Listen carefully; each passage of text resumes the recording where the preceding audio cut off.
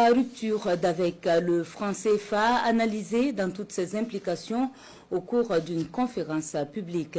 Elle est portée à Niamey par la section nigérienne d'urgence panafricaine et a réuni des experts, étudiants et défenseurs. On en sait plus avec Issa Ousmane Mahamat et Mahamadou Adamou. C'est un sujet qui revient avec insistance dans les débats sur l'avenir du continent africain, particulièrement l'Afrique de l'Ouest, la fin du franc CFA. À Niamey, ce 3 mai 2025, dans la salle de conférence de l'Union des scolaires nigériens USN, des jeunes, étudiants pour la plupart, des panafricanistes engagés, tous sont venus écouter et échanger sur un sujet qui préoccupe à plus d'un titre, celui de l'indépendance économique des pays du Sahel. La question du franc CFA est au centre de beaucoup de discussions en Afrique. Cette monnaie héritée de la colonisation est aujourd'hui remise en cause.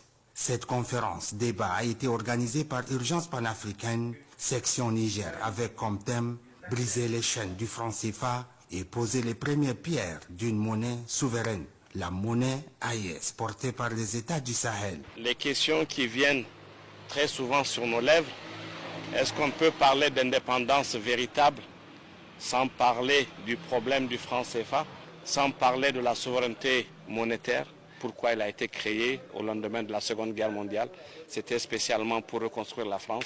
Et pourquoi ramener ce débat au niveau des conférences? C'est pour que nous puissions vraiment avoir une boussole, une feuille de route qui pourra demain servir nos dirigeants qui sont sur cette voie de la souveraineté. Face à un auditoire captivé, des experts ont pris la parole, des conférenciers qui ont analysé, décortiqué et dénoncé les rouages d'un système monétaire hérité de la colonisation.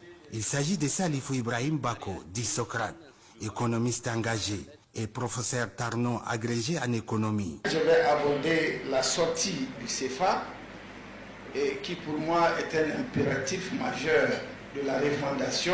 Les échanges ont été francs, passionnés.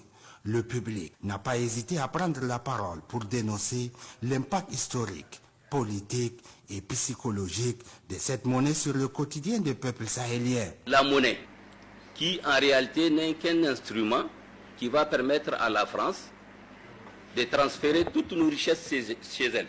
Un débat fort, plein d'espoir. La jeunesse du Sahel veut tourner la page du franc CFA et écrire une nouvelle histoire. L'histoire d'une Afrique libre à tout point de vue.